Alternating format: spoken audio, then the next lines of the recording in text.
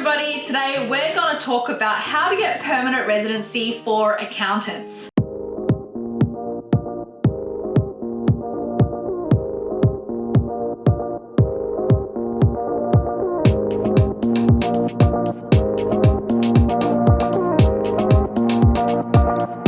Hello accountants. I know there are a lot of accountants who are looking to apply for permanent residency in Australia. I think once upon a time there was a rumor, or it was very easy for accountants to get permanent residency.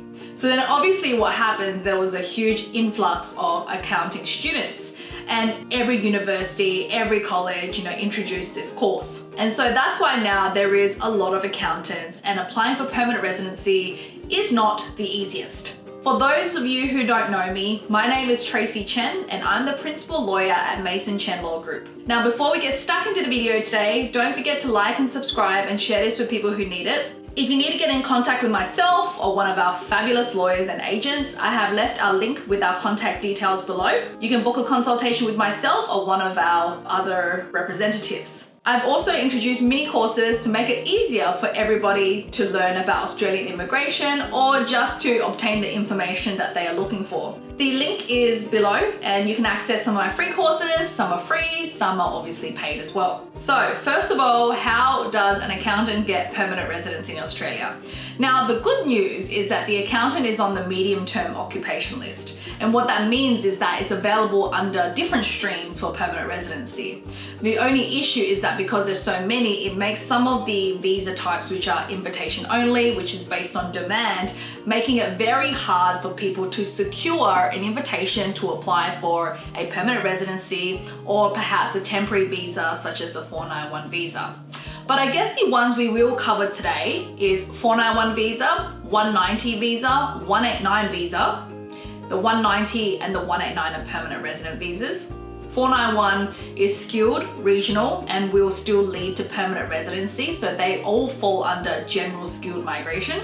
We will then look at some of the employer-sponsored options, which is the temporary skilled shortage 482 visa, as well as the direct entry employer-sponsored 186 visa. So the good news I do have for everybody is that it hasn't been that bad this year. We have had a lot of applicants be invited under 190, under 491. So the first part of this video, we're going to talk about general skilled migration, which will cover the 491, 189 and 190 visas. Now, as you guys know, all of these general skilled migration visas are points based. So you need to be eligible to lodge an expression of interest through Skills Select. All three visas I've just spoke about, the first thing you need to do is lodge an expression of interest. So you'll need to score 65 points on the points test. Now 189 is just all your scores. You don't get any additional points from the state or anything like that. Whereas do keep in mind for the 491 and the 190 visas, the state will give you 15 points for 491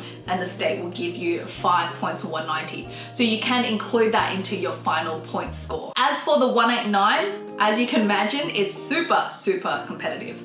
I myself have not seen an invitation for an accountant for 189 for years. And because this is points based, they pick the people with the highest points first. And rumor has it that there are people sitting in there with 115 points. So again, the way that this program should work is on points basis and then whoever lodged first and occupation demand obviously at the time. So accountant hasn't really been in the demand, so that's why we haven't seen many invitations for it. But in saying that, if you were to be invited, I think you have to consider how many points other competitors are sitting in the pool with, which is I've heard is up to 115, which is quite high. Actually, I don't even know how you can score 115. We'll have to have a look into it, do a deep dive into it later. Next, we'll look at is the 491 visa. So as you guys know, this is a temporary visa. It's a 5-year temporary visa. When you are granted, you expect to continue to live, work and study in regional Australia for the next 5 years, but you are eligible for the 191, which is the permanent resident part of it,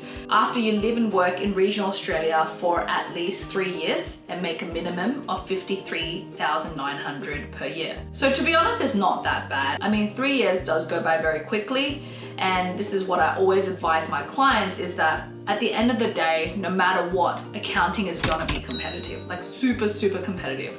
So if you are invited for the 491 visa or you want to apply for it, I say 100% go for it, because just getting it and being able to move on with your life, even though you'll get your PR essentially 3 years later, it's okay. At least you're getting there. A lot of other people have been in the system looking at other options, and that takes longer within itself. So I highly recommend to consider the 491 visa. Now, it depends on state to state. There's different requirements. Some states invite 491.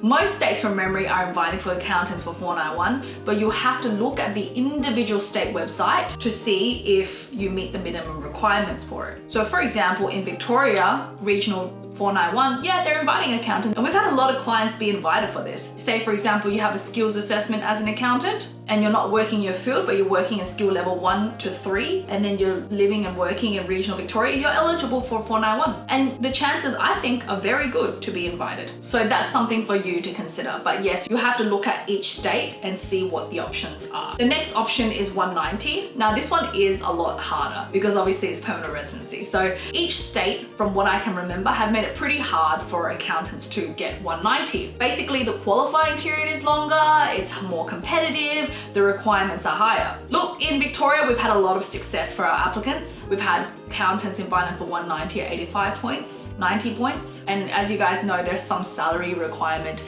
It's not like you have to make a high salary in Victoria, but 100% you'll be given priority consideration if your salary is high. But it doesn't mean you can't get it. So I still highly recommend for you to go for it if you believe you meet the requirements. But in saying that, I do think chances for 491 are a lot higher for accountants. So if there is an option there, I say go for it. So what I've just mentioned applies to onshore and offshore applicants. So if you're onshore, you have to look at the onshore requirements for the state for 491 and 190. If you are offshore, you have to look at the offshore requirements for offshore applicants for the 491 and 190, depending on the state. 189, to be honest, it shouldn't matter where you are because it's supposed to be based on occupation demand points and the time of lodgement. However, look, general skill migration is open to onshore, offshore, and I believe most states have opened to offshore now. There's just the last 2 years they weren't really open, but they're open now. So yeah. Now that was basically general skilled migration in a nutshell and how it works for accountants. So now let's quickly talk about the employer sponsored options.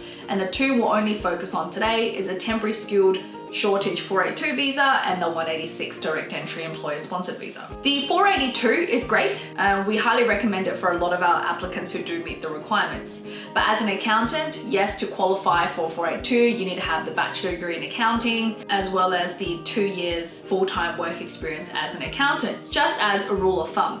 There are some other options if you don't have a relevant degree and you have more work experience. That's something we can consider, but that's for another topic. That's a whole different ballgame altogether. So look, say for example, you've studied a Bachelor of Accounting, then when you graduated, you've been working for an accountant for 2 years, and the opportunity opens up from your employer for them to sponsor you on the TSS visa, we call it. And then it's 100% possible. Some of the requirements, you need to meet English requirements and have the relevant degree. But what's really important from the employer is that there is certain caveats for the employer to be able to sponsor accountants. And again, that's because there's been a lot of this going on. So to be even eligible as an employer, you need to have over 5 employees and over $1 million turnover. And yes, they do scrutinize it a lot. I think if the company is not an accounting firm, just gotta be really careful. It's not impossible, it's 100% possible, but you just gotta be really careful because they're gonna scrutinize the genuine need requirement. Because a lot of companies that are very big, they still can't justify an in-house accountant, right? If the company has $100 million, $200 million turnover, yeah, they have an entire internal accounting team. But for most businesses, perhaps, the department are of the opinion that they don't really need an in-house accountant. It's something that they can just contract out. Like myself, for my business, I have an accountant I work with. I don't have an internal accountant. And it's not something that I can see I can justify being a small business, essentially. Something to have a think about and something to look at. For the direct entry employer-sponsored visa, bachelor degree in accounting, 3 years full-time post-qualification work experience as an accountant. This one you do need a skills assessment for, so other than English requirements and all of that, you do need a skills assessment for this one. one. However, it's not too hard, just like the general skilled migration requirements. But the skills assessment for account is not too hard as long as you've done these 7 core accounting subjects and meet the minimum English requirements, which again, we're not talking about the requirements today. We're talking about like what's the general gist of visas that you can look at. So if you have the option of this is much better. But again, the employer has its caveats. They have to meet certain requirements to be able to sponsor you.